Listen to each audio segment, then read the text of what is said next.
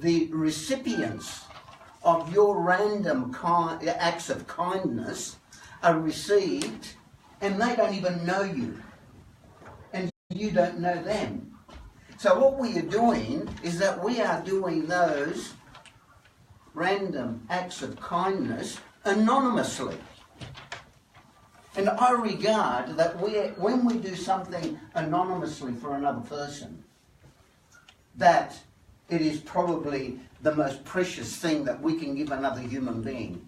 Somebody in need receives our kind act, and they don't know that we've actually given it to them. It's done anonymously. When something is done anonymously, it's very, very, very valuable, because our self-gratification of doing things is liquidated. It doesn't exist. And so we're doing that just out of pure love, out of pure kindness, without any attachment to our own self-gratification. You think about it. Most of the good deeds you do, any deed that you do during the day, today, tomorrow, and the day after that, is that there is always an element of self-gratification in it. But when we do it anonymously, that gets liquidated. And I think that's magical. Right? So we, in turn, are touching those other people's soul, because we don't even see them physically. But when they get that good deed from us, it's a wonderful, wonderful gift.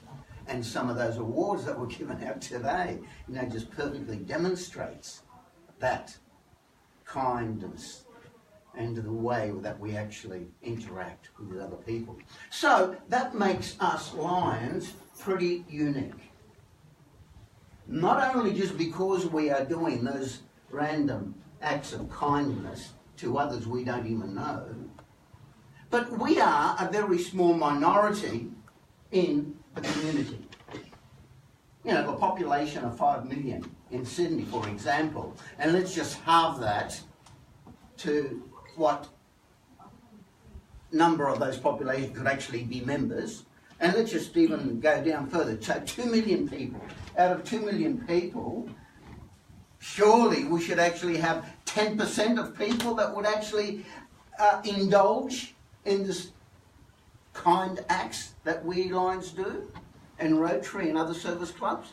But indeed, it's not that at all. We are a very, very small percentage of those eligible people that could be members, but are not members. And we need to wonder why. Why is it so? A number of years ago, I lost interest in Lions. I continued to be a member, but for a period of about 12 years, I was not active. And then it wasn't until 2011 that my purpose for wanting to be a Lion shifted, and I was empowered by this one concept that I came to the realization of. I've been thinking for a little while that the space that I occupy on this earth, this volume that my body takes up, and your body, doesn't belong to me. I'm using it wherever I go. That space, I'm using it. And it doesn't belong to you either. So then I thought, hang on, if this space does not belong to me, and I'm actually making use of it, I should really have to pay for it somehow. Because I don't want to go using something that's not mine with any exchange whatsoever. And then that day I realised that the service that I would provide for my fellow men, for those less fortunate than myself, as the rent that I pay for the privilege of living on this earth. And I felt really comfortable about that, is that now my service to others is paying that rent for that privilege that I occupy the space on earth. Now, don't you think that should actually be sort of the philosophy of most human beings? That we're here, not for a free lunch, We're here on earth for a purpose. And every bit of resource that we utilise on earth needs to be paid for in some way. And all of us are paying wonderful, wonderful rents. So keep it up. And perhaps that might be a philosophy that you could actually use if you need to convince somebody else to actually be a member. Right? I want to share a little bit more of my journey that began about 2 years ago, in the same sort of position that Jennifer now finds herself in, when you're actually preparing to actually be district governor. And at that time, what occurred to me is that when I am actually addressing a group of people, like you here today, a Lions Club. Why don't you sit down? No, it's okay. Yeah, I'm fine. Okay. I'll sit here. Is that, what is it that I'm going to deliver to that audience? What message am I going to convey to that audience? And then I looked deeper, and I looked at the membership of the whole district, which was round about 1,600 members. And then looking even closer, you look at the demographic of those members, and we have different nationalities, we have different cultures, we have different upbringings, we have professional people, we have lay people, we have retired people, and so on, young and old, male, female.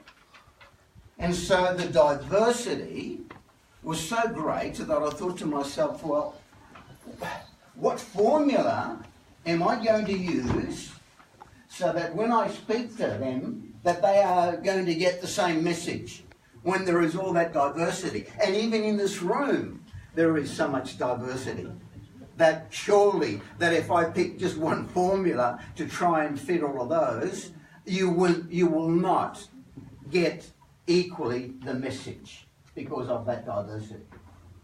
So I began to look at, I wanted to find something that every member of the district had.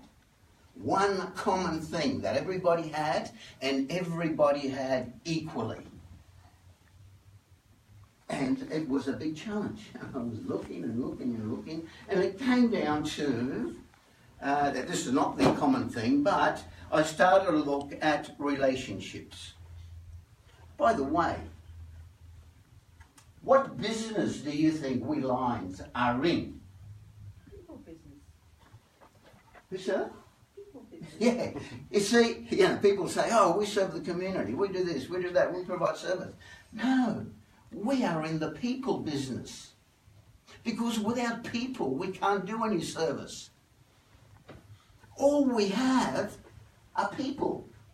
We don't have any assets, either physical or financial. And if we take the three resources available on earth, which are physical assets,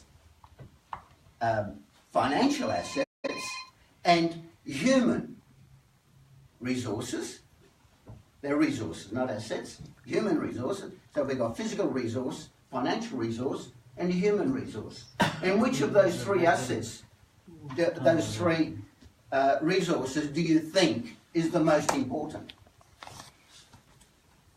Out of those three, we've got physical resources, financial resources, and human resource. Human, of course it is. Of course it is. And do you know why? Because the other two, the physical and the financial resource, are only programs, and it takes the human to program them. Whilst you have an iron ore sitting underneath this ground, that iron ore cannot do anything without human intervention. But it's a very valuable resource. So it takes the human to actually activate the other two resources. So human resource is by far the most important resource of all the resources that we have. And that doesn't exclude our Lions organisation. So we are in the people business. Our members are people, and we serve people outside our organisation. They are people as well. So bear that in mind, that we are in the people business. So I began to look at these relationships.